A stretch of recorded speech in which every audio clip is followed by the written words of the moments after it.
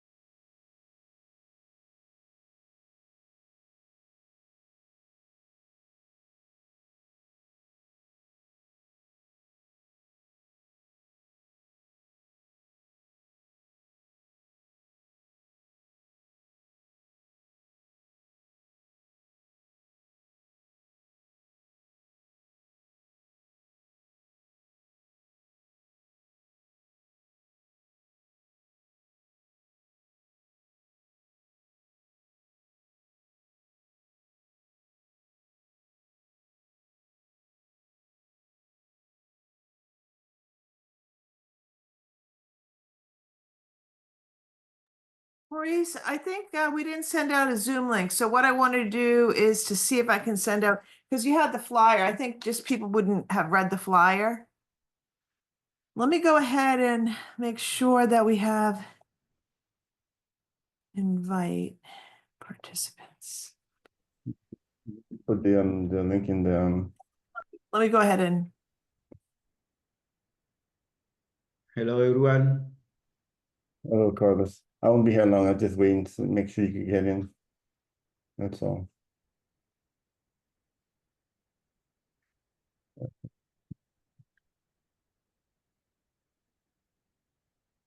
By the way, Maurice, now that you're here, before you go, can you help me to share the notebook by email? I'm gonna share it anyway on the chat, in the chat. But if you can help me sharing the, Email it to me. let me see, hold on. Do you want me to send you by email? Yes, please.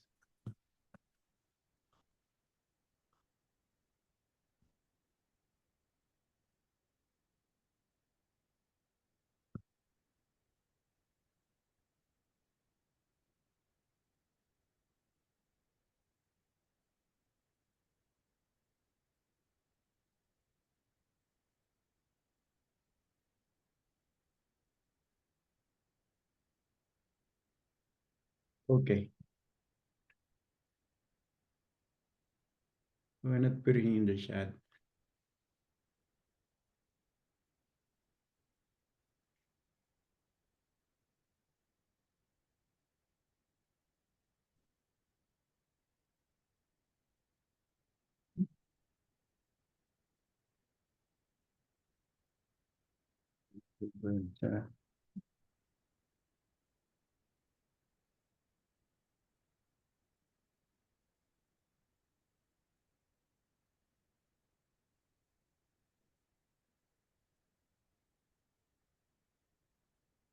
All right. I'll send it out.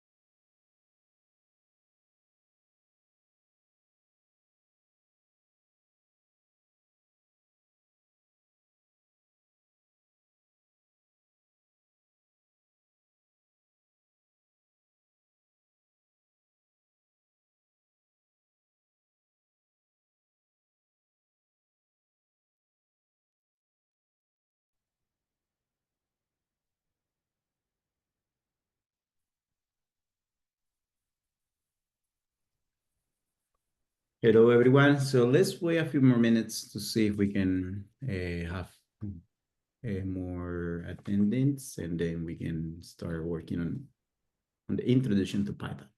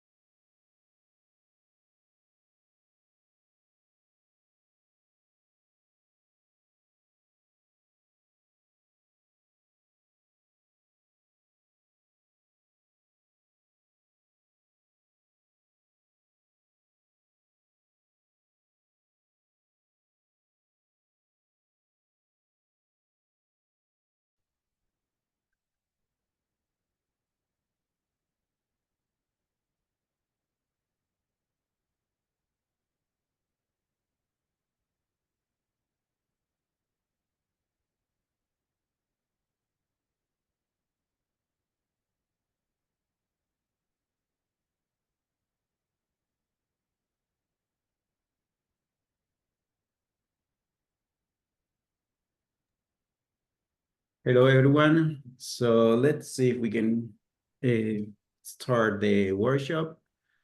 So the workshop today, guys, is focused on introduction to Python. So we are going to work on basic operation in Python, how we can manipulate data with data frame, and how we can build a control statement. So we are going to work with if, else statement, elif statement to build a control sequence in our Python code. We are going to see how we can print variables using the format functions that is in Python. And at the end, we are going to work with data frame, which is one of the main packages to manipulate our data. And we will see some mainly operations to manipulate the data with Python with a very simple example. So let's start. To start working on our workshop today, guys, I share with you on the chat. There is a Google Colab notebook. So we are going to work and go through that notebook to complete some code. And as I mentioned, there are basic code to have a knowledge how to work with Python. And, if you have any questions, you can just let me know. You can raise your hand or type it In the chat here, we have also Dr. Parra Bautista. He's also helping us with the workshop today. And Dr. Liu, so will be helping us answering the questions in the chat if you have any. Let me know if you can see the link, the Google Colab link in the chat. Also, Maurice sent you a few minutes ago the link by email, so you can go through, go into your email and see and have access to the Jupyter Notebook. So don't start working on the Jupyter Notebook because that is a share file. So if you do any modification on it, it will be reflected on others. So what we're going to do is do a copy of that. Each of you will do a copy of that Jupyter Notebook, and you are going to, in the title, we are going to do our name, and then we can start working and do any modification on that Jupyter Notebook. In that way, we are sure that nobody else is overwriting others' work. Okay, let's start. I'm gonna share my screen. Let me go. That is number 3. Yes, I'm gonna share it. And again, guys, if you don't have access to the Google Colab, please let me know, and I can share it with you again on the chat.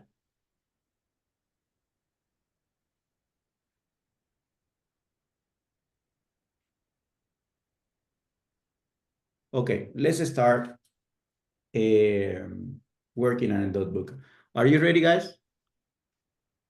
Or do you need you need more time to open the Google Colab? So remember to open the Google Colab is the same process that we did, that actually Dr. Parra showed us the last time. So let me go pretty quick here. I'm gonna do in Google, you can do Google Colab. Or even, I think that if you click in the link that I share with you, it will send you to the notebook directly. So here is the Google Colab. You can actually do a file, and if you download the file, you can upload it from here if you download it. But because I share with you the link, it should send you directly to the notebook, to this notebook right here.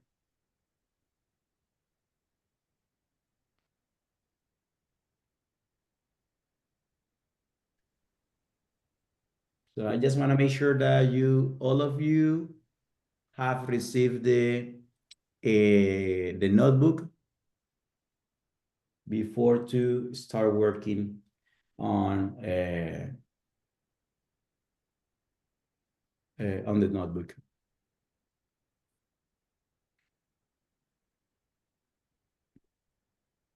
Yes.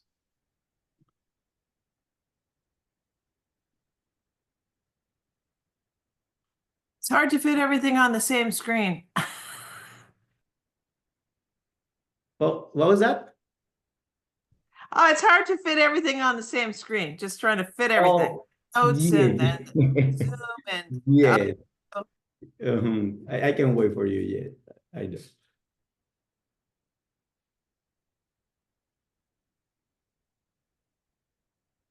So I share again.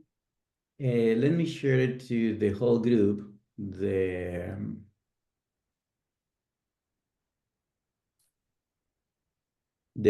link is in the chat. The link for the Google Colab is in the chat. So you can click on that one and it will send you directly to this page right here, Introduction to Python. So just to make sure again, before you start doing any modification, what we're gonna do is a copy of this file that will help us to create our own copy And so let me show you how to do a copy of this file. Once you open the Jupyter Notebook, we are going to go to File and save a copy in Drive.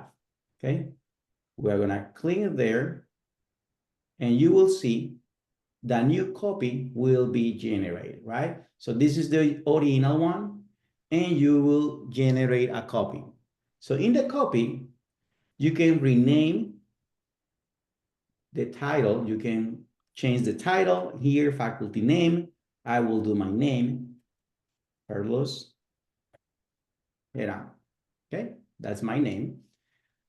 And what we are going to be covering today is we are going to see how to use Jupyter Notebook in Google Colab that you already have, you know, those ones that attended the first workshop, the first sections with Dr. Parra. He introduced how to use Jupyter Notebook.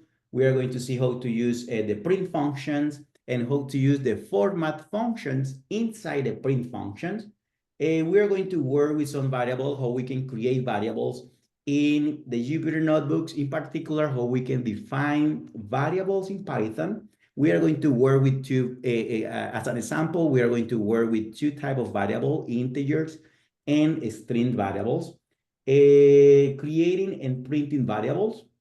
We are going to, we are not going to concatenate. What we are going to do is use the format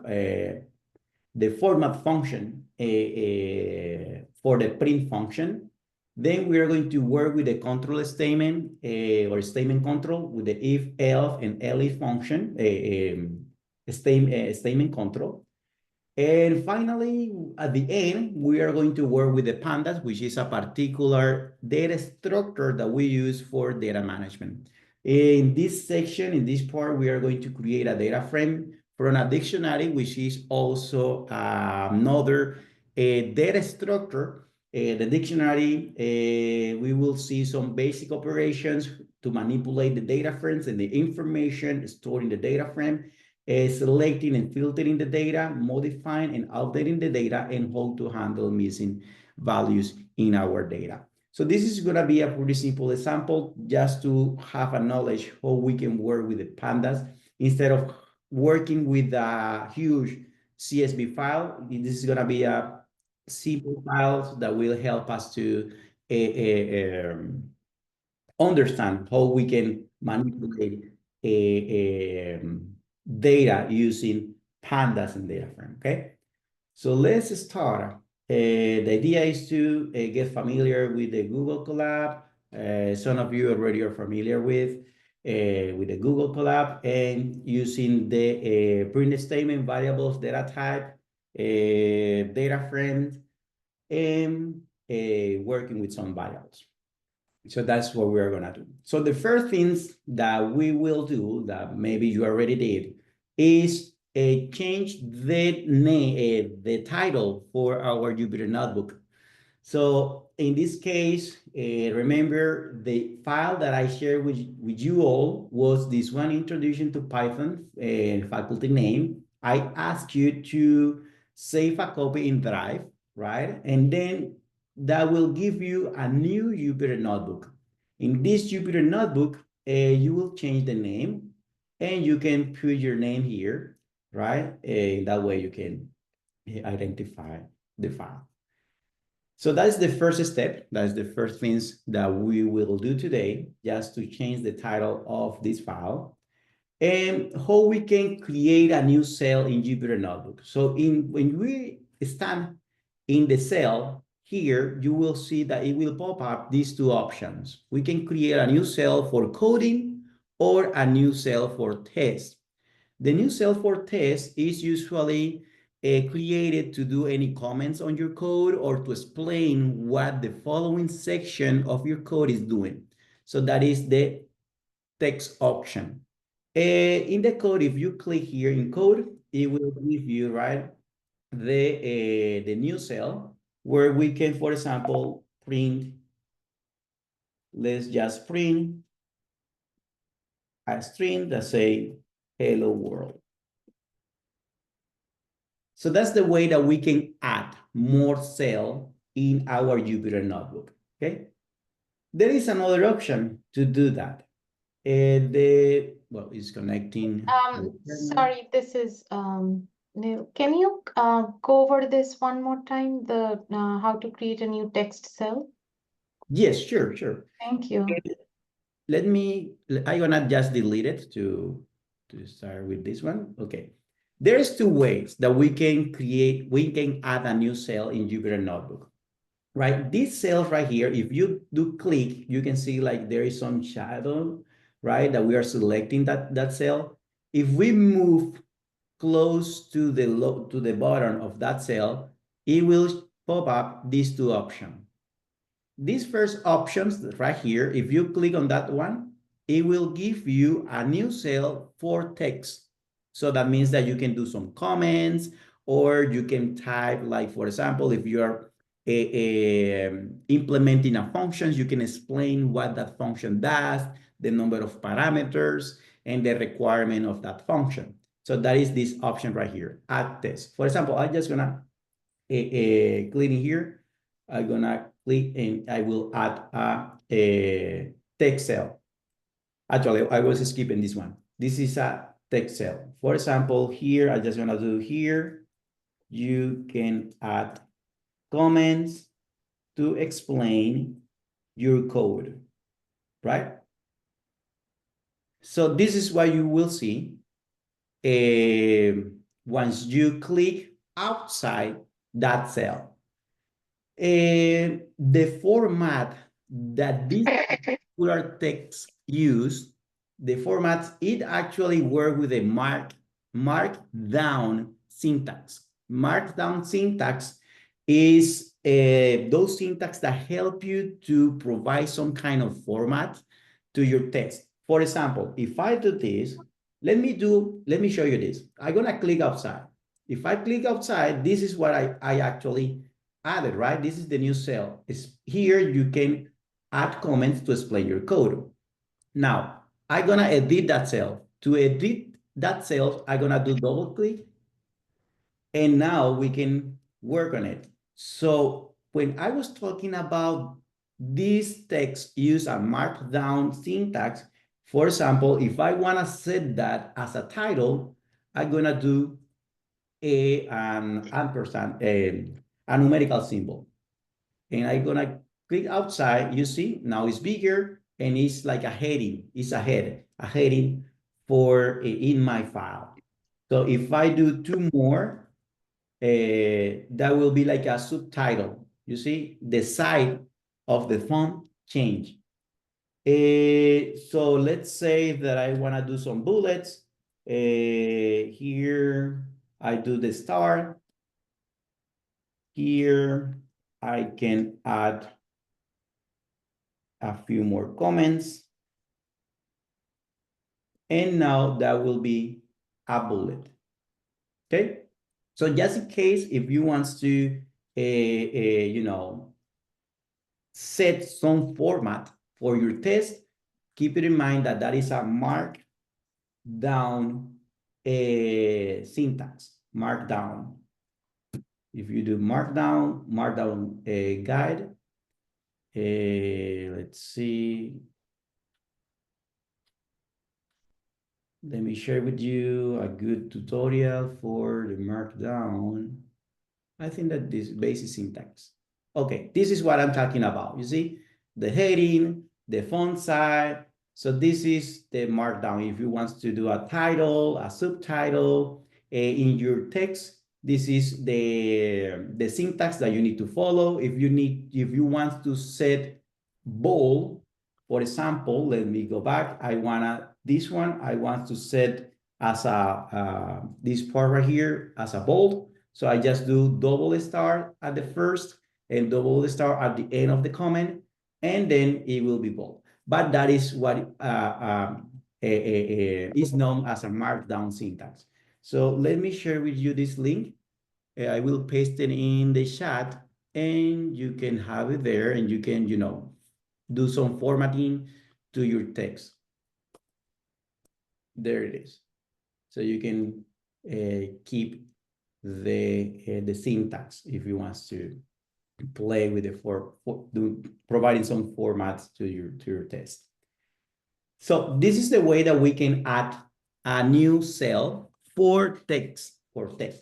Now let's add a new cell for coding.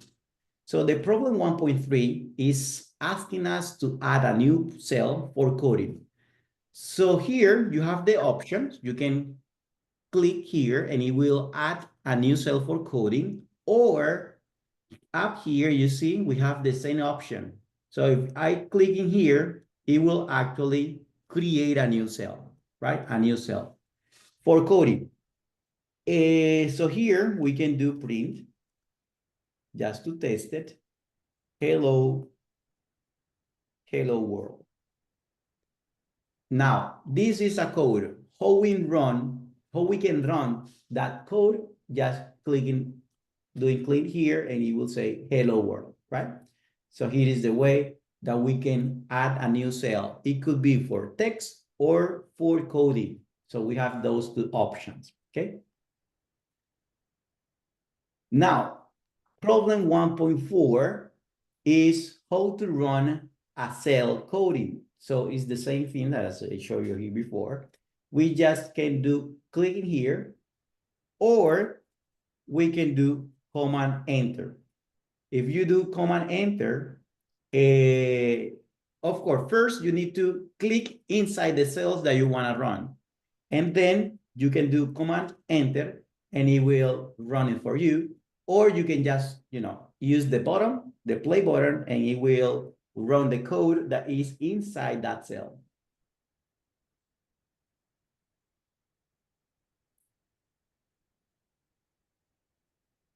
Questions so far?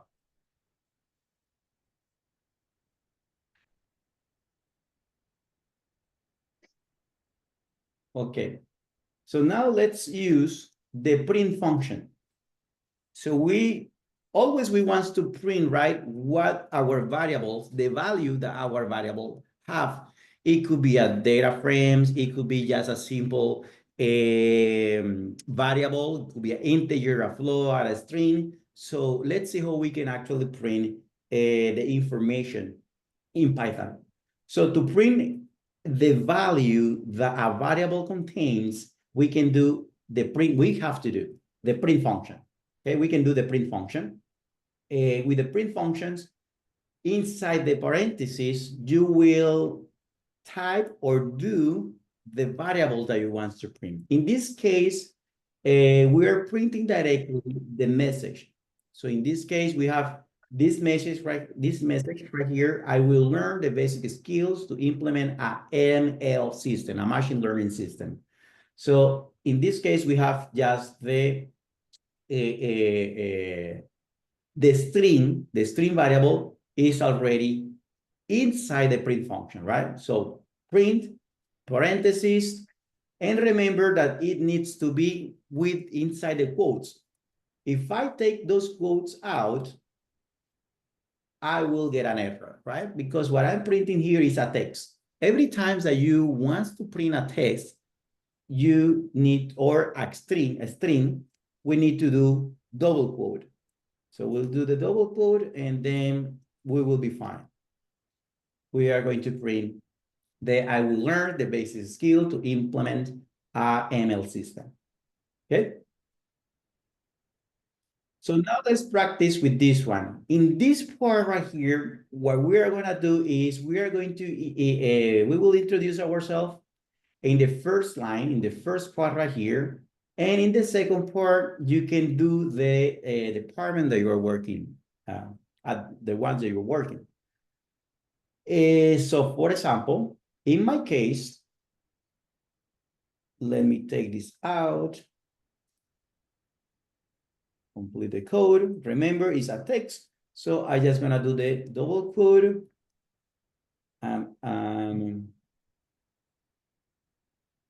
Assistant professor.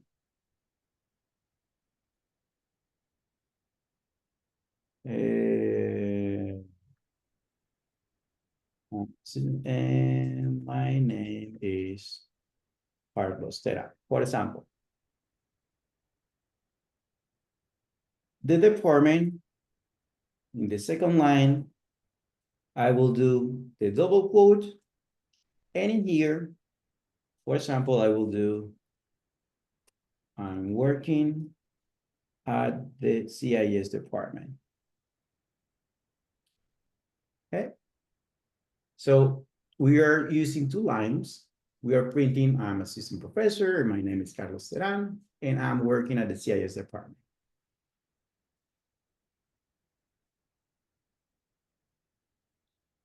Okay, so this is just to be practicing and getting familiar with the notebook, how we can run a cell, and how we can use the print function. Okay.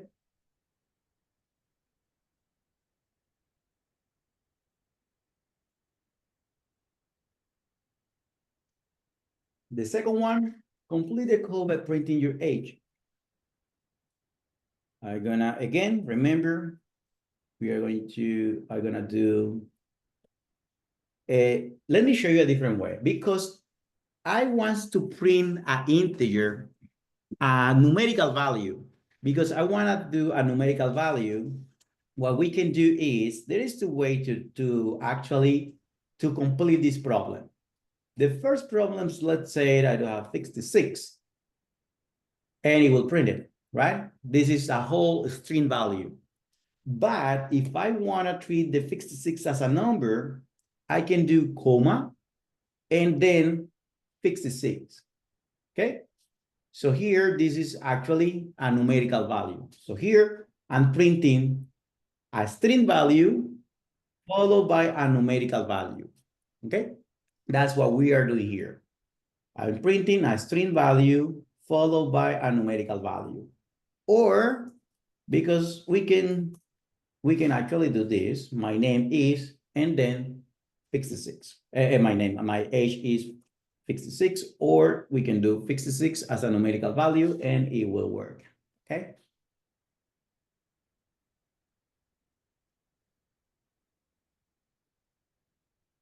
So the second problem is complete the code by printing your age on the next line. So in this case, we'll do print and 56, right? We are printing the same line, but using two different print functions in two different lines. So let's practice this one more time. So here, I want to do print, and I want to write here my favorite animal. I will do my favorite animal are dogs.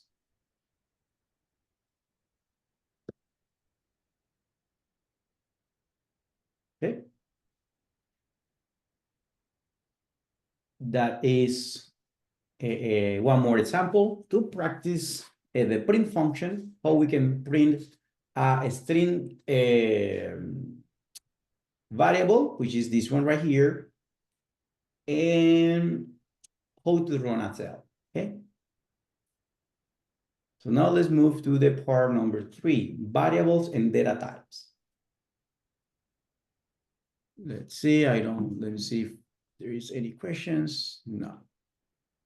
Okay. So for this part, we are going to manipulate now variables. So that means that instead of printing, or instead defining the string variable inside the print functions, what we're gonna do is we will define a variable that will store the string information, and then we are going to use that variable and use it inside the print function. So that's what we're gonna do in the problem 3.1.1. For example, here, we are defining or declaring a variable, or is also called an identifier. Okay, sometimes it's called a variable or identifier. So we have the PD, and in here, what we are going to print is introduction to Python, right? So this is my string variable, introduction to Python. And in the print functions, I will do PD. I will do pretty, I will print it, and here is the information, right?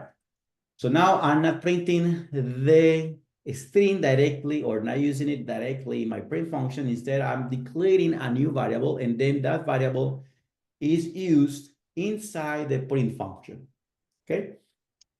And that is actually the way that we used to do coding.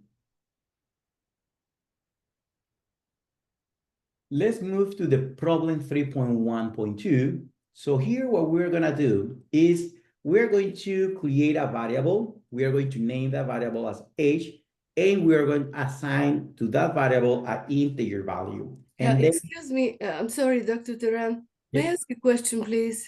yes, sure. Yeah, so this PD, which you introduced for print, is this something random or is this something specifically related to print? So when you want to print, you have to use PD. Can I use MD or NC, something else? Yes, that actually that's a good question. Yes, you can do anything, any other name. Like for example, my underscore variable. Mm-hmm. Yes, you can name your variable as you want, Mm-hmm. but we have to be careful the way that we name the variables because there are some restrictions. For example, for example, if you see, I use an underscore right here, right? Recording in progress. If I take this out, it won't work. It Oh, won't work. So there are some rules in order to define a variable. Like for okay. example, this is one of the rules that the variable cannot be composed from of two different words. Okay, cannot be composed of two different words. So if I want to use two different words, I need to make sure that they need to be a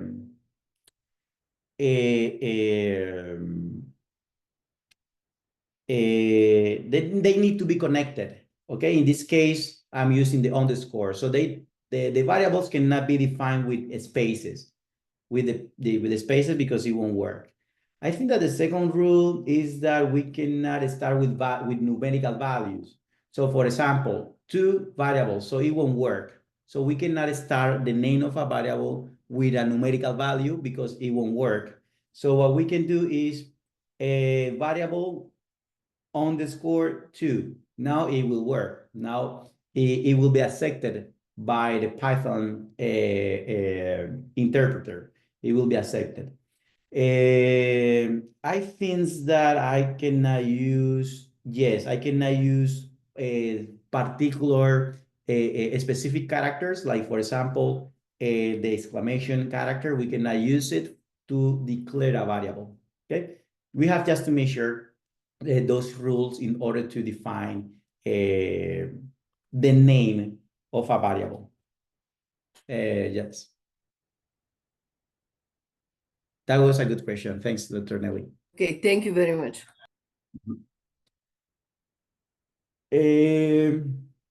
But yes, we can name our variables. Complete the code below, create a variable called age. So in this case, we are going to call it age equals to, we want to assign a numerical values. Let's do 12. And now let's print this variable. We're gonna print it. And in here, instead of doing 12, I'm gonna do the name of my variable, which will be age. And I'm gonna print it, and it will print the value that is contained in my age variable, okay? Let's move to the problem 3.1.3.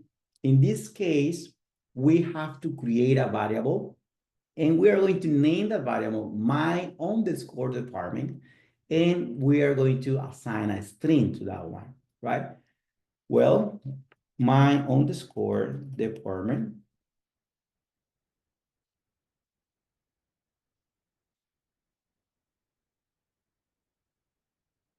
and you can do the department name and let's run it.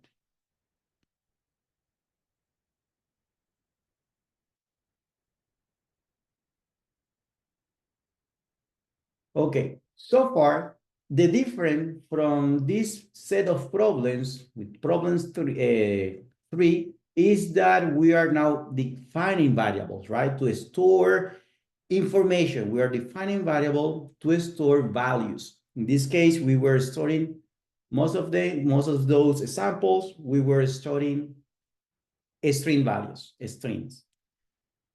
Now, there is, I may say, a more efficient way to print more than one value or more than one variable using the print function. And actually, I use it a lot. I use the format function. Format is a function in Python that helps us to print more than one variable in one print function. Okay, how that works? Okay, so here we have my name. This is the name of my variable. So in my name, I will do my name. Because that is a string, we need to do the double quote. Double quote, I wanna do Carlos Terán. Okay, Carlos Terán. Now the print function, if you see the print function has this first part right here, hello, comma, and then is followed by some curly brackets. We have some curly brackets here, which is actually empty, right? So once we run the code, if I run the code, these curly brackets will be replaced by the value of this variable right here. So in my case, these curly brackets will be replaced by Carlos Terán. Okay, so that is the way that the format function works. So if I run it, it will be hello. If you see in the code, is followed by the curly brackets, but that curly brackets will be replaced by the name or by the value of my variable, my name, which is Carlos Terán. Okay, let's do one more example using the format function. For example, in this one right here, create a variable called name and age. Store a value for each variable. For each variable, is misspelling there. Then print the sentence, my name is the name and I am the age years old. Well, my name, I'm gonna define the value for that variable.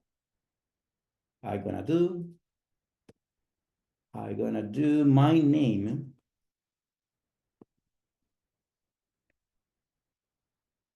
The age is gonna be an integer value. I'm gonna do 34, 32. And here,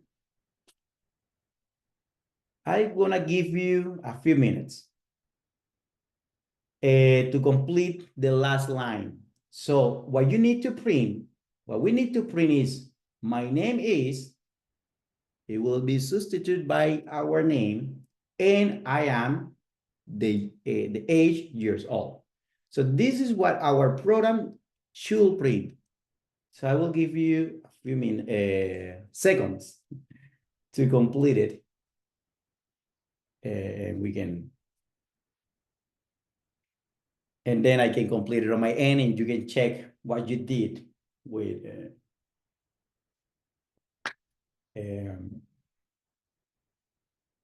your result. The idea, keep it in mind that the idea is to use the format function. That's what I want you to use, the format function, okay? The format function.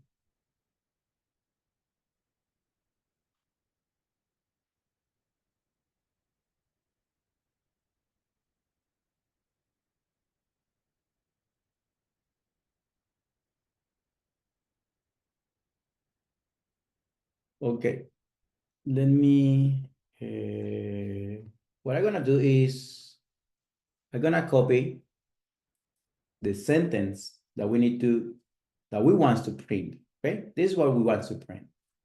So remember that I mentioned that the curly brackets is the syntax that we will use to replace whatever value we want to print with the format function. So I want to print, actually, my name is, I'm going to replace this second name word by the curly brackets because I want to do my name there.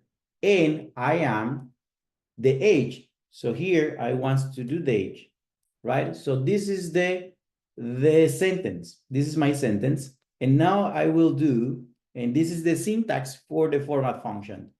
That format, and now I will do the name, which is the name of the variable, followed by the age. Okay, so this is the syntax. So once you print this line in the first part right here, those curly brackets will be replaced by the value of the name variable, which is Carlos, you see there. And the second one will be replaced by the age. So I'm gonna run it. And if you see, this one was replaced, right? The curly brackets and then the curly brackets. There you go. Does it work for you? Perfect. So that's the way that we do format, and I do work a lot with this format function. That's why I bring it here for you today, because I use it a lot. Well, the 3.2.4, we are going to name a placeholder. We are going to create an instructor variable. We will store the name of the instructor, and the year store an integer value with the year of this workshop. And we are going to use the print functions with the format functions to print the information. So let's do instructor equals to, this is a string. We're gonna do Carlos. And the year, I'm gonna do 2025.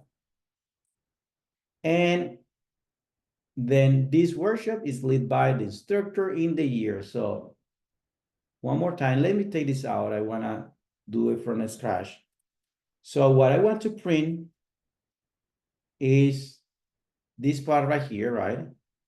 So this workshop is led by curly brackets. I will leave it blank in curly brackets. Then outside the quotes, that format, the first variable name, which is instructor, and the second variable name, which is the year. I'm gonna run it. And then we have this version is led by the instructor in Socia year. So this is the utilization of the format function. Now, when we are working with numerical values, the format function has the property that you can establish a floating point. So how many decimal points you want to print for a decimal value.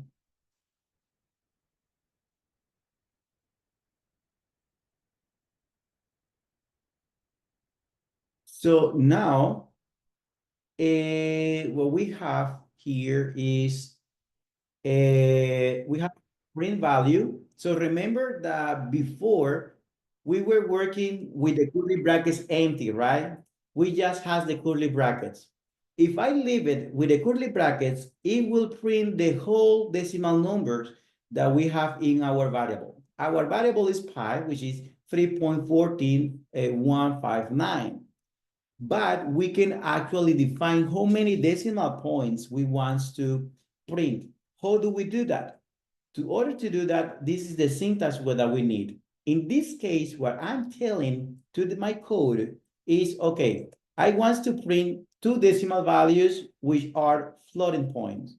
Okay, those are the floating points, and 2 decimal value after the decimal point.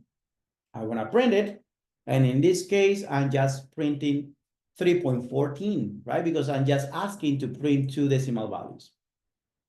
So that is how it works with the decimal points. So for example, if I want to print, let's say that I have to have a row value 5.857.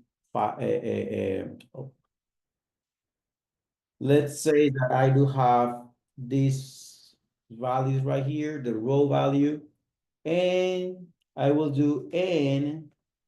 The row value is the curly brackets, the columns, that I will print 3 decimal points instead of 2. And here I will do row, right? Because I will print first the pi value and the row value. I'm gonna run it. Now the p-value is printed with 2 decimal points, but the row value is printed with 3 decimal points, okay? So you can set up how many decimal points you want to print when you are working with numerical values or floating points values. So let's move to the if-else statement. How do we implement if-else statements? So this problem says complete the code below so that if we have a numerical values, if num, this value is positive, we are going to print positive number. Otherwise, it should print negative number, okay? So Python works with English syntax language, let's say that way. For example, if is if, else is else for the otherwise option. Something that we have to keep in mind when we're working with Python is the indentation. The indentation is something that we have to keep in mind, and I will show you what I mean by that. So we have if, right? If space, I'm not going to complete it by the generative with the problem that that is the next workshop, is about how we can utilize generative AI to complete the code. But here, the idea is to complete the code from scratch. So if the num value is greater than 0, then we are going to do something. But when you define a control statement in Python, you need to end with a columns. Okay, you need to end with a columns every time that you define a control statement. And when I say a control statement, a if, a else statement, even a loops, while, for loops, all the things need to end with semicolons. So the problem says that if the number is greater than 0, we are going to print positive number. So we want to print this value right here, positive number.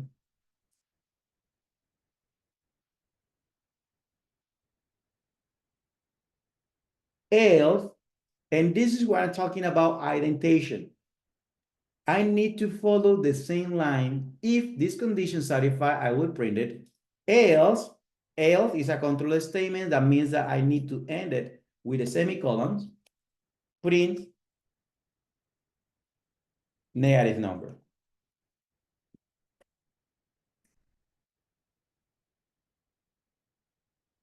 Negative number, okay?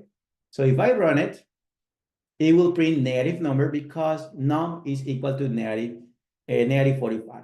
Now, when I'm talking about the indentation, if I do this, I will have a problem. I will have a problem because the syntax in Python say, hey, well, we have if, which is the statement, but what is inside the if statement? Then the control flows, you have a print function right here, which is not inside any of those control statement. So that's why we need to, if I run it, I will have a problem. And it's an indentation error. You see here an indentation error. So this print statement should be aligned, right? Or inside, at least inside the if statement, and then it will work. Okay, yeah, it will work. So let's do with this part right here, age 15, the same thing. If age is greater or equal than 18, the columns, we are going to print you are eligible to vote. Else, keep in mind the indentation, the columns, else you are not, let's print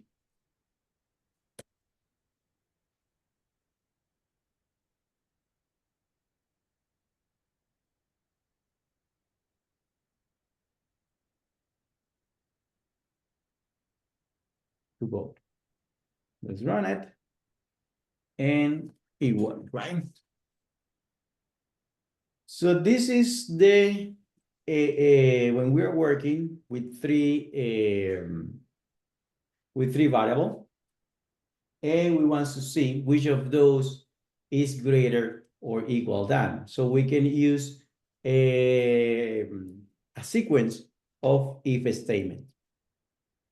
If all three variables are equal, print all numbers are equal. Otherwise, print non all numbers are equal. Well, actually we can solve these problems just with one if statement. And this is if X is equal to Y. To compare a string or to compare variable with others, you need to do the equal C, the semicolons. Again, this is a control statement. And here, if those three values are the same, we are going to print they are all numbers are equal. That is what we have to print here.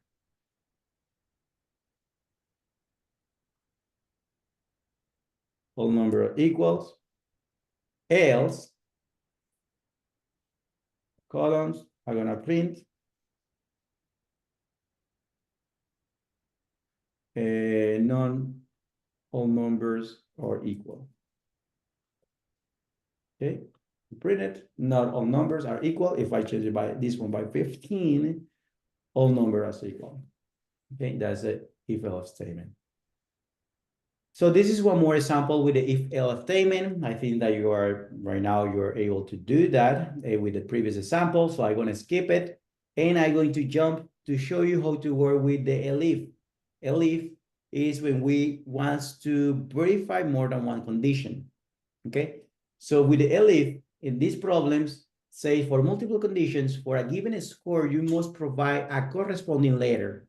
So we will do A if the given score is from 100 to 90, B from 89 to 80, C from 99 to 70, and so on. So the first things that we are going to do is define a score variable. And let's do, I don't know, 76. And let's start defining the first statement. If the score value is greater than 90, well, let's do greater than or equal. Let's include the 90. Then we are going to print A. Now we are going to use the elif statement.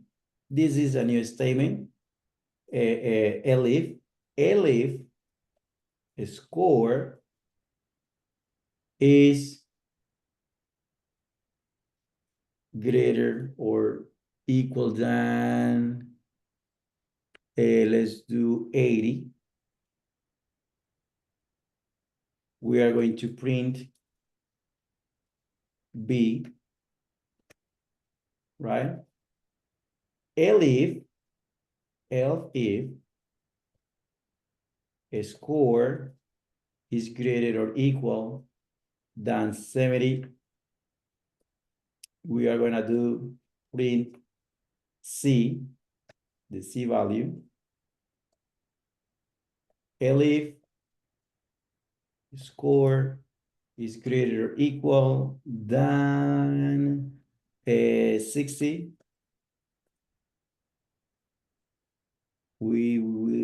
is going to be a D, print a D. And now we are going to do else print F. Okay. So in this case, 76. 76 is a C. If we change it by 95, it will be A. We change it by 68, it will be a F. Okay, so this is when you have more than one condition or the rule that you are defining has more than one condition. So you can define it this way using the elif, which is also a control statement. Okay. This one is these problems can be solved by I'm going to take more a few more minutes. It's already 4:28.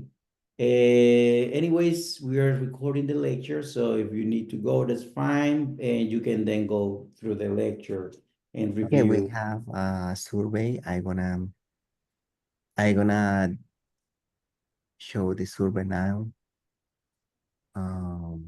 Department breakdown. Okay.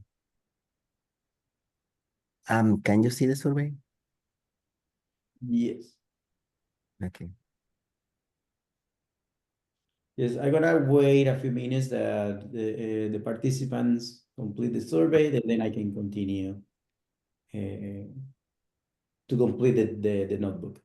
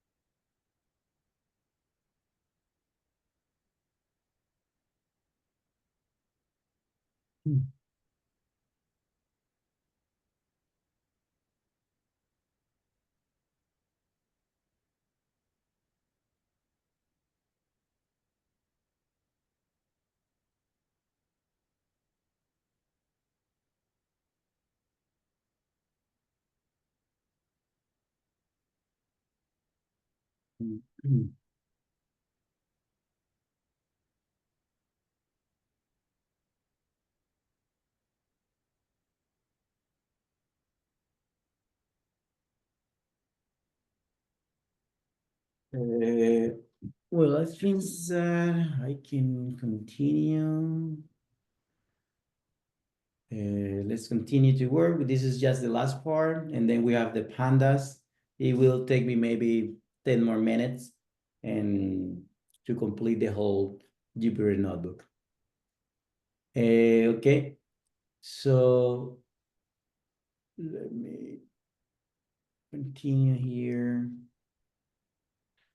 You are developing a programs to determine if a person is allowed to drive. The program should check two conditions. The age requirement, which is a person must be 18 years old, 18 years old or older to be eligible for driving. And the license requirement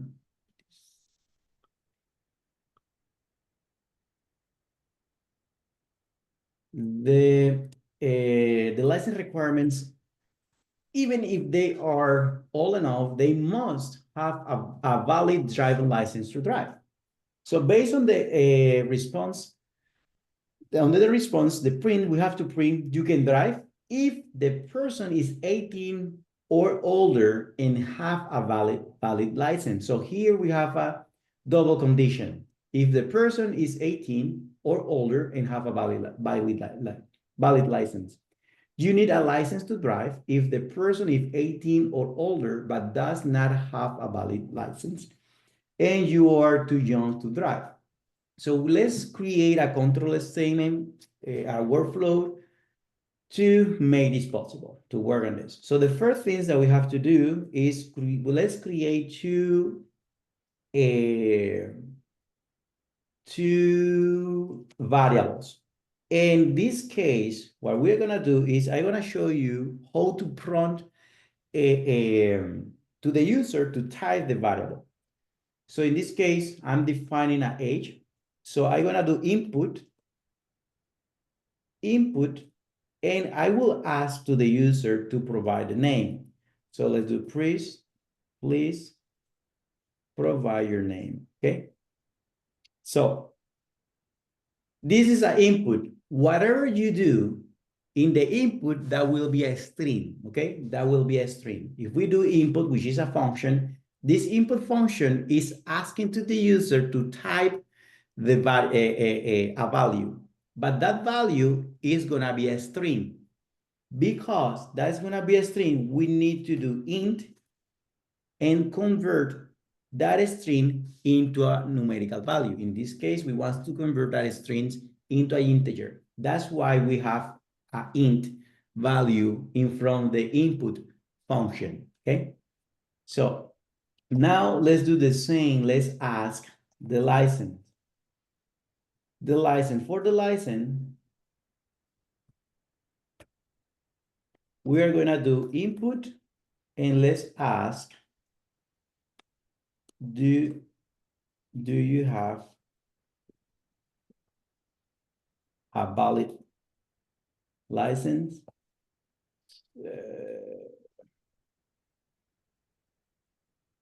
So you can answer yes or not. Yes or not. Okay. So let me show you what this code is doing so far. What I'm doing here, if you run it, this is what I was talking about.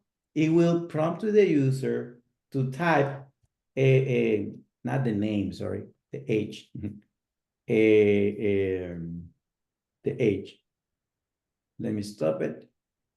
Let me run it again. Now, please provide your age. I'm gonna do 20, for example. And then do you have a valid license? We can do yes or no. That is what our code is doing so far. But we need to identify if you can drive or not. So first, the first condition says if the person is 18 or older and has a valid license, we want to print you can drive. So if the person age is greater or equal than 18, because could be older, now here, what I'm gonna do is, this is what we call nested statements. Nested statements. So it's a if statement inside another one. So if the license is equal to yes, the columns, we want to print you can drive. You can drive. Else, the columns wants to print. The second says, if you don't have a valid license, you need a license to drive. Right? Now, the other condition, if you don't satisfy the condition that your age is greater or equal than 18, then if you see how I'm aligning those conditions. So these are inside, right? And this is the indentation. Else, we want to print, and in here, I want to do you are too young to drive.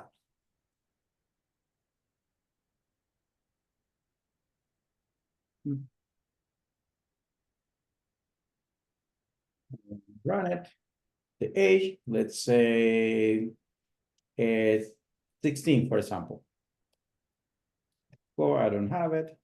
You are too young to drive, so it jumps to this one right here. So that is the code. And it's working. So now let's work with the pandas. I think that this is one is most interested part right here in this, I think so, in the workshop.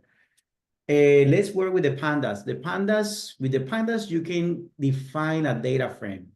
And the data frame is a data structure that helps us to manipulate data, to clean the data, to find statistical information on our data set. And all the things is pretty useful for data analysis.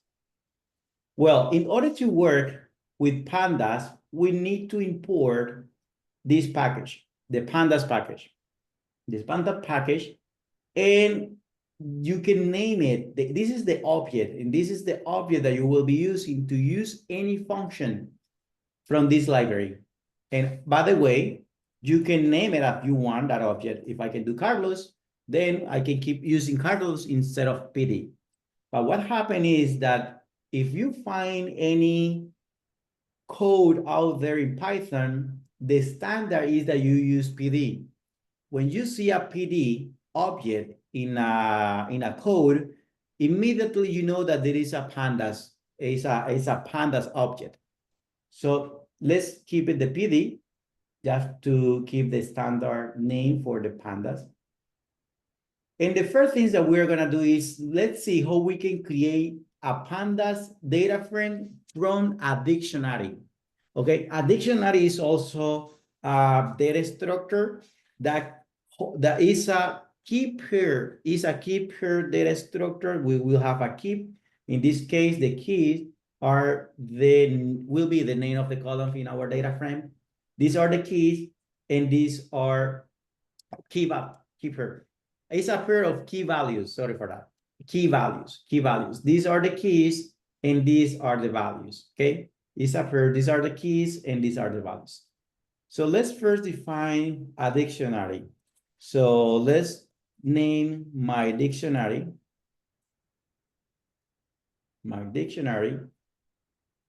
And the syntax of the dictionary is it should need be inside the curly brackets. And to make this easy, I'm just gonna copy this information and put it inside the dictionary. Okay, so this is gonna be my dictionary. So these are the keys, and these are the values, keys and values. So far I do have my dictionary right here. What I want to do is create a data frame from that dictionary. And by the way, you can create a data frame from a CSV file, as we did the last time in the previous workshop. You can create a data frame from a NumPy data structure as well. You know, there are different ways that you can initialize a data frame, but in this case, I'm just gonna use a dictionary to show you how you can initialize a data frame. So let's do df equals to PD. So this was what I was talking about. PD, why PD? Because I named that object from that library as a PD. If I do here, if I name it as a Carlos, then I do have to do Carlos here, that data frame, and my underscore dictionary, which is the dictionary right here, right? So this is what I was talking about the object or the name of your library. But by the standard, we use PD. Okay. So now let's print. We can do print df, and we can print the information of our data frame. So we create first a dictionary, and then we build a data frame from that dictionary.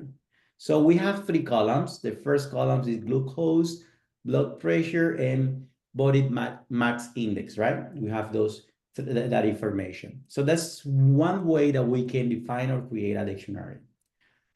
So in the next cell, you will see some functions like the head, tail, columns, describe, and info. Those are operations that you can do over the on the data frame.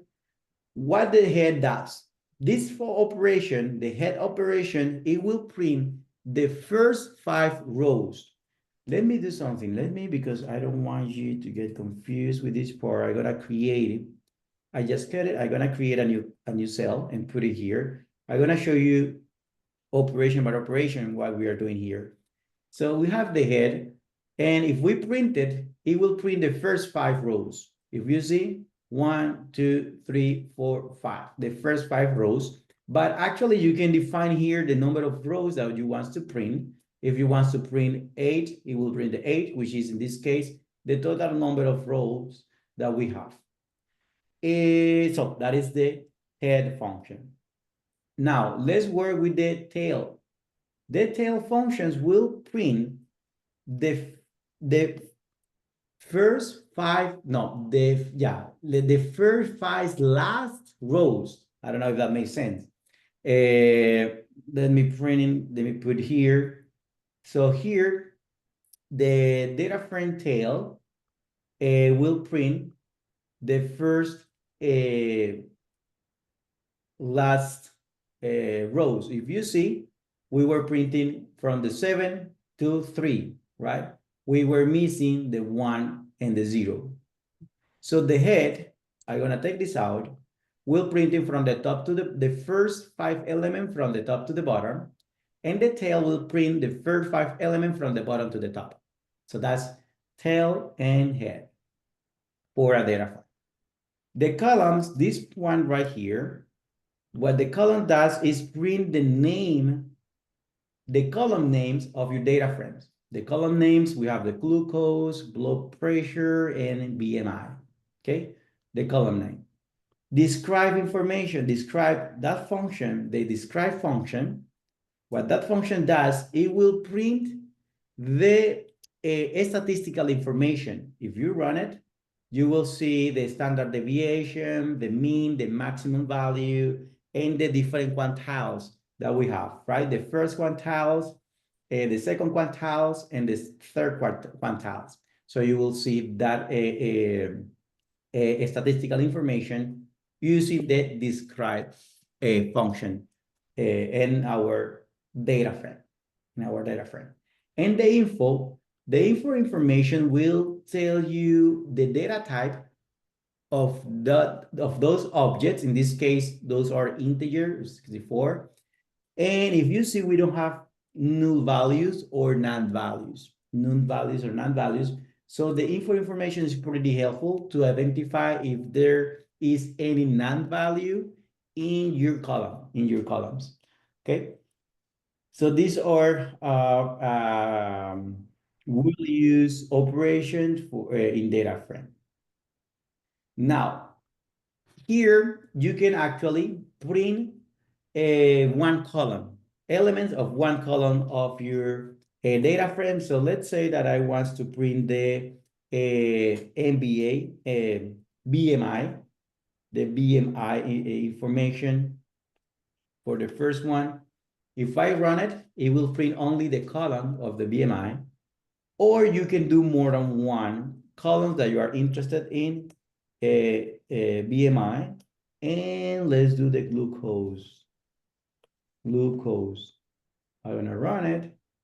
So here we have the information from the BMI. This is the first one, the first information that we're printing. And here is the second one, where we are printing 2 columns, BMI and glucose. So that means that you can, if you are interested in one particular column and you just want to analyze that particular column, you can do just print DF and the name of the columns that you are interested in. You can select or filter your data by columns as well. But also, you can filter the data set that you have by the name, by columns, but also by specific threshold on that columns. Like, for example, let's say that we're interested to look for those rows or patients where the glucose is less than a threshold, in this case, 116. So if you see, check the syntax. We have the data frame, and in the data frame, I do have the brackets, and I'm saying here that I'm actually interested in the glucose column, but for those ones where the value is less than 116. And in this case, is the same syntax, but with a blood pressure. Word, I'm gonna replace it. The value is gonna be 40. So here I'm gonna do 40. If I print it, I'm missing something here. I'm misspelling this one, glucose. Okay, so if you see in sorry, I made a mistake here. It will print the rows where the glucose has this particular threshold. Okay, it will print the rows where glucose has this particular threshold. So in this case, we have just two values that satisfy these conditions where the glucose is less than 116. So the glucose is 85 and 98. If we go up in our table, I'm going to show you here, we have just glucose here, the glucose, not here, the glucose that is less than 116 is these two, only these two. So it will filter your data, the data frame, only for those rows that satisfy that condition, where the threshold is less than 100, or the glucose is less than 116. Okay, so that's one way that we can filter our data. And in this case, where the blood pressure was equal to 40. So we have just one patient where the blood pressure is 40, and we would print it in here. Okay.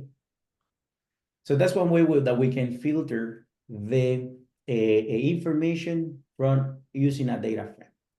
Now, we can actually add a new column in the existing data frame. So in this case, remember that the name that we set up was DF. So here I'm gonna do H. That is gonna be the name for my new column. And here we can do the values for that column. So in this case, I'm doing, this is the value for the new column, which the new columns will be H. If we run it, you will see now that we have the glucose, the blood pressure, BMI, and H, and the H, okay? That's the way that we can add a new column in an existing data frame. So now, I'm just gonna do this part right here in order to do the problem 5.5. So if you want to access a particular location or a particular value of your data frames, we can do the iLog. iLog is index location. The way that works, remember that the data frame is actually a table, right? The two n's times n. It's a table. So we have a dimension, the number of rows and number of columns. So the first element identify the row, and the second one will identify the column. So in this case, what I'm saying is, in the first row and the first column and the first row, the first position, so here, in other words, this one right here, this position, this is the 0, 0. This is the 0, 1, 0, 2, 0, 3, and so on. This one is the 1, 1, 0. This position is the 1, 0. This position is the 1, 1, 1, and so on. So what I'm doing here is in the index location 0, 0, so this one right here, I will set at that one as a NaN value. So NaN value. 0, 3. 0, 3 will be 0, 1, 2, 3. Here, I will set that as a NaN value. And the 2, 2. 0, 1, and 2. So 2, 2, this one right here, I will set that as a NaN value. So that is the iLog. So that is if you want to manipulate or change a particular value in your data frame. If you see, this is what I was talking about. The 0, 0 have a NaN value. The 0, 3, the column with the 0, row, let me see. 0, 3, yeah, 0, 3, which is this one right here, and the 2, 2. This is the 2, 2, 0, 3, and 0, 0. So those are dance values. So that's the way that you can also manipulate or change a particular value in your data frame using the index location, ILOC.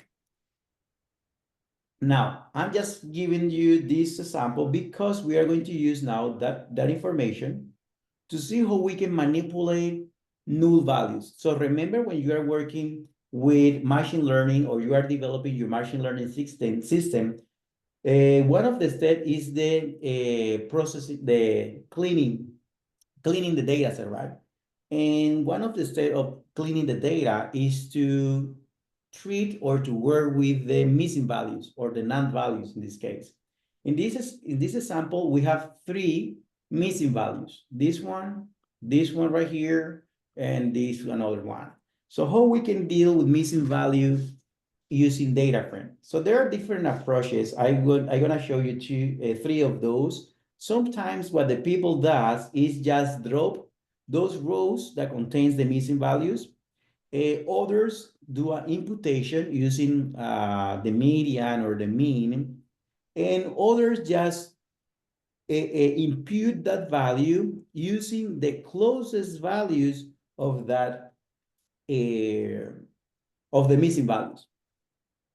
Well, the first part that we want to do, or the first thing, is to identify which column contains missing values, right?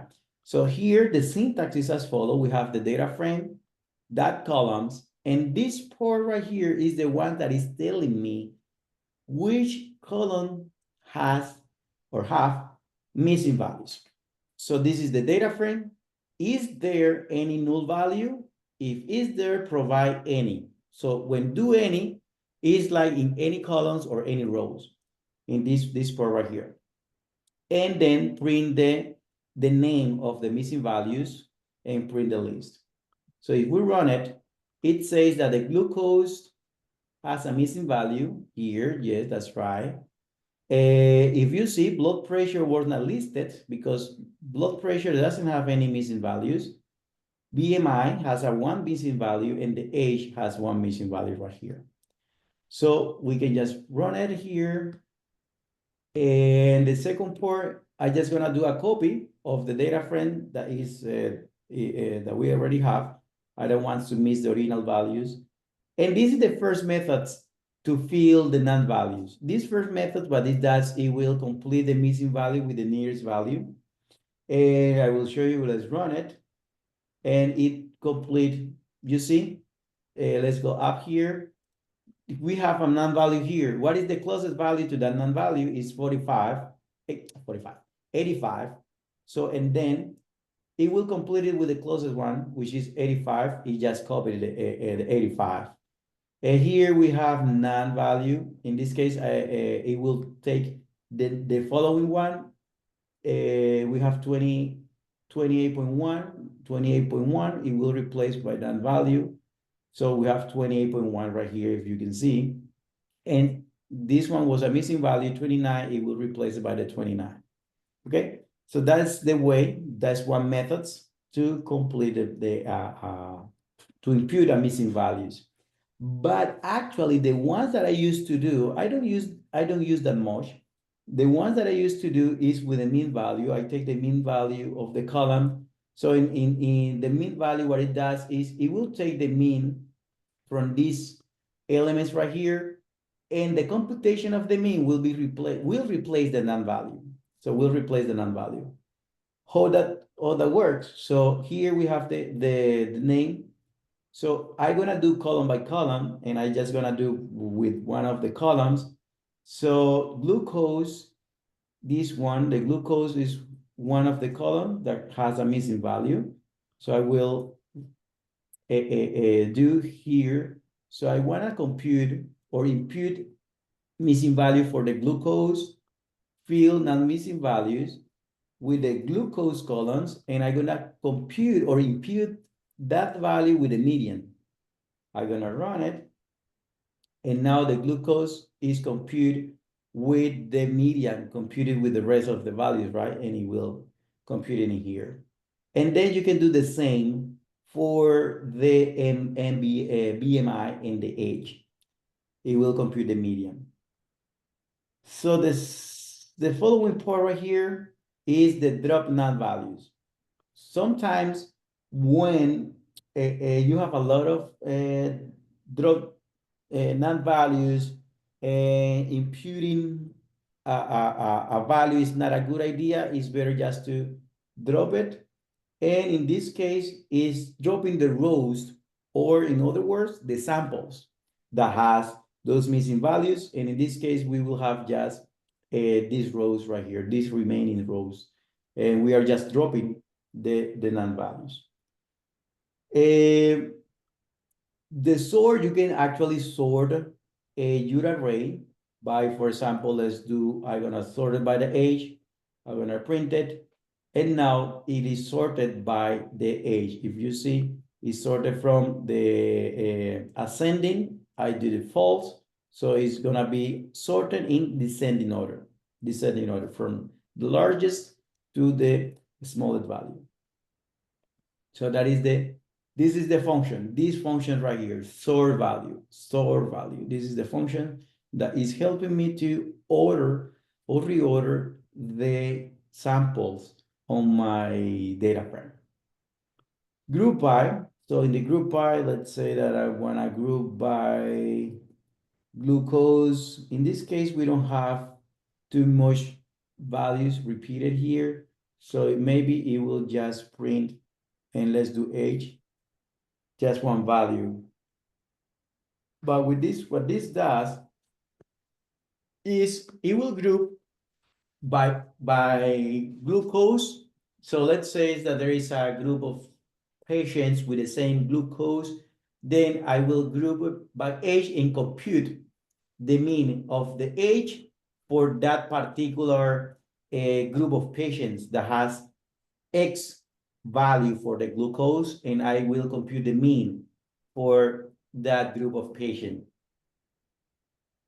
And now, once you finish, right, working with your, cleaning your data set and all the things, and there is a way that you can save it as a CSV file.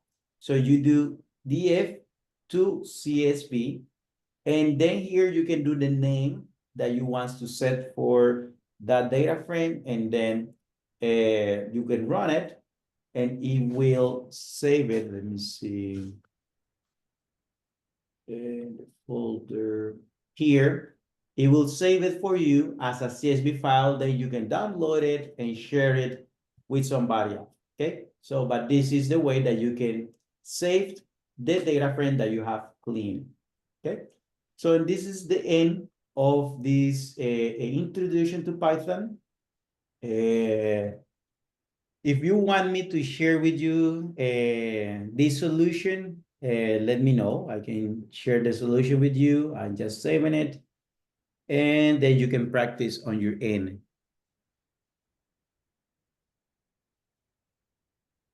If you have any question,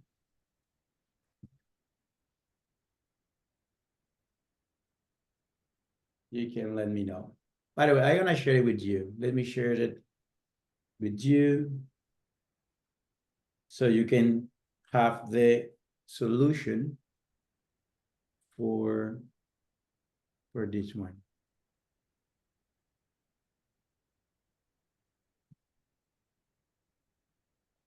So there is the solution I'm sharing on the chat. You can see the solution or what we did here today. And that's everything for today. Thank you for attending this workshop, and for this is a way that you can support, right, our work. So thanks for that. I have a question about, is there a finite number of functions in Python? Do you know? Like 1,000, 2,000? I'm just curious. Well, there is yeah, there's a bunch. I don't know exactly how many functions Python has, but per library it has a bunch of functions. Let me Python library. If you hear in the Python standard library,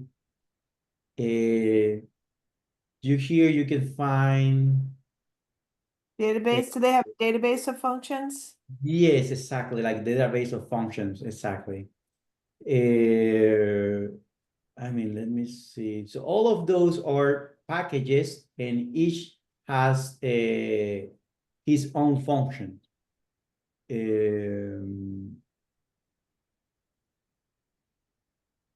me see. I'm trying to look for. Well, this is a good resource here, the library, you know? Yeah, let me share with you this link.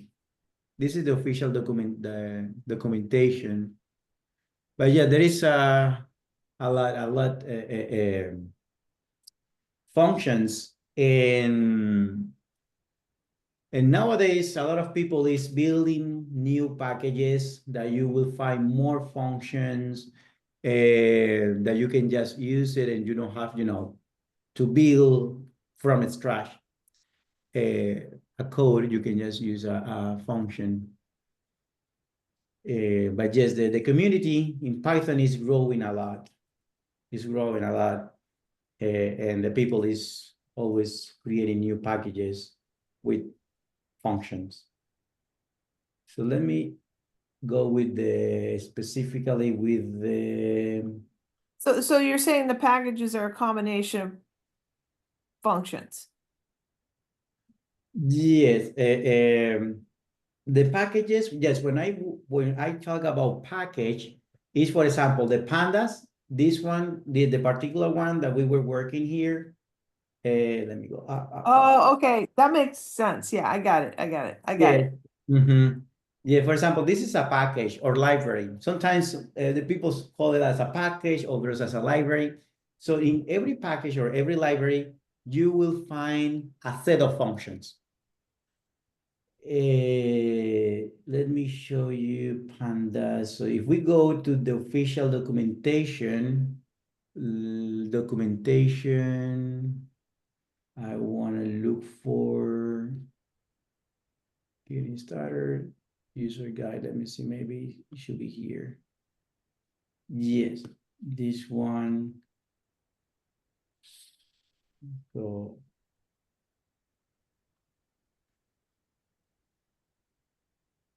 all of these things are functions from the Python pandas libraries. Merge and join. So you see all these part right here: merge order, Right. concat. So all of those are functions that we can use from that. Okay, so this begs the question, how many packages are there? Thousands? Yeah, I may say at least, I don't know thousands, but at least hundreds. And Hundreds. there is package for web design, there is package for statistical packages, machine learning, deep learning, Okay. numerical analysis. Uh, I think at this point, I think that we can type, let's see, Python library for, is there any topic that you are interested in? Um,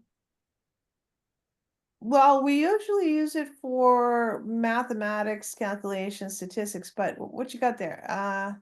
Let's see, numerical analysis, for example.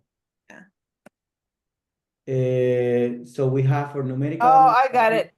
Okay, so that's why statistical packages pull in all of those. So they import all of those right there. Mhm. Okay, I get it now. So each one of those uses different Python functions. Exactly. Each Hi, package. okay, got it, Mhm. got it. But actually, there was also an algebraic package for math. Actually, I think that there was a package for a algebraic expression.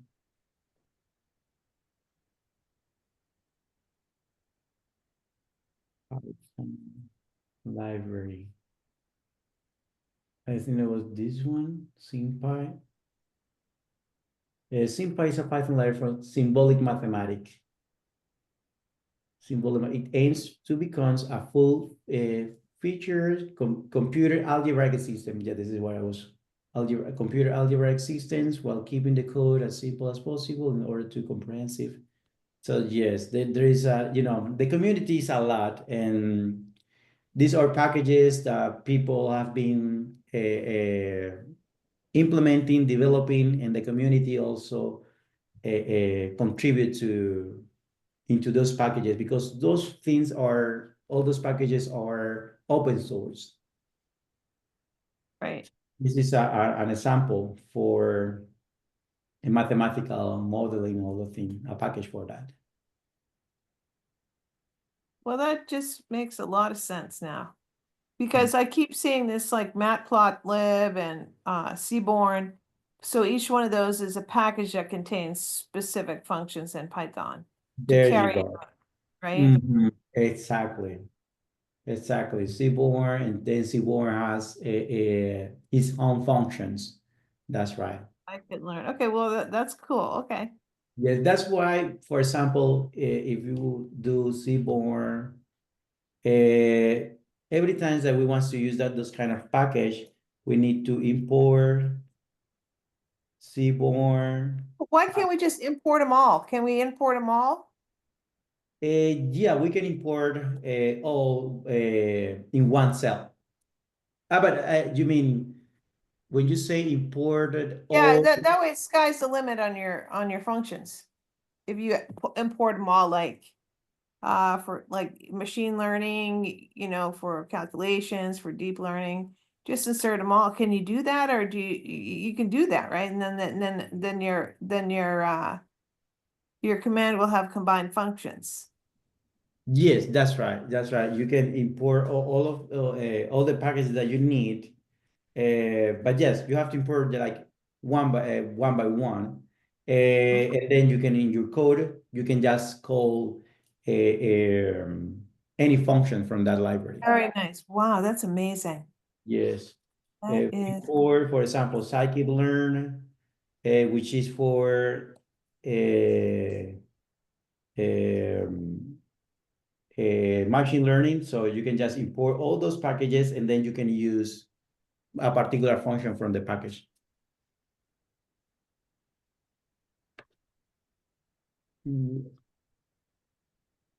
But yes, that's the way that we can utilize or use functions in Python, importing the package, and then each package has a set of functions. so when you do that, right click and you see the drop down, those are the set of functions when that give you the options like you had. Let's see. Yes, for example, let's say that is n that per plot. It is actually giving me like the option already. Per Yeah, plot. okay, I got it. Okay, that's cool. And per plot is a function that belongs to Seaborn. And I can use it with the data frame, right? And as you say, I'm able to use data frame because we imported the pandas library, right? So we can combine, as you said, Right. we can combine those libraries. So I can run it. Well, sorry for that. I have to run this first. There you go. Now I can run it. And it will print the information. Okay, so I think it's really important that we go and learn the functions because like even in pandas, you had like all kinds of functions in the drop down list, like bit count and bit length and all that conjugate, right? So Mhm. those functions were just in this training. It just shows you that sky's the limit on, what output information you want, and we need to learn what those Python functions do to find out Yes, what we can actually do with our data. yes. And by the way, there are a lot of functions that I even don't know. Right, I yeah. don't know how all those functions works. But you know, thanks to the internet and thanks now to the generative AI and all those things, is much easier than before to find out how those functions work and the use of those functions, what is used for. But yes, there is a lot of what I do when I'm implementing my code. What I do is, you know, I just go on the browser and I type like, I need a functions that help me to, I don't know, let's say compute the mean. And, you know, Right. will give me like some options or alternative to compute the mean for a NumPy, for a pandas library, a pandas, a data frame, sorry. But yes, because there is a lot of bunch of functions. I think that the main important part is to understand the syntax, to identify how we can actually, if we are working with a data frame, how we can actually use that function with the given data frame. Because yes, there is a lot of package with a lot of functions. But yes, This is great. Thank you so much. you're welcome. Thank you very much. It's our pleasure.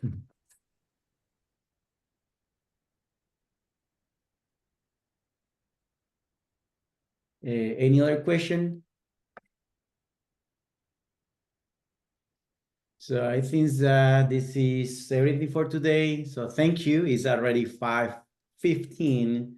I take more of the time that we're expecting. So sorry for that. But Maurice will be sharing, you know, this lecture with you all, so you can review it. And again, if you have any questions, you can send us an email, and we will be glad to answer your questions.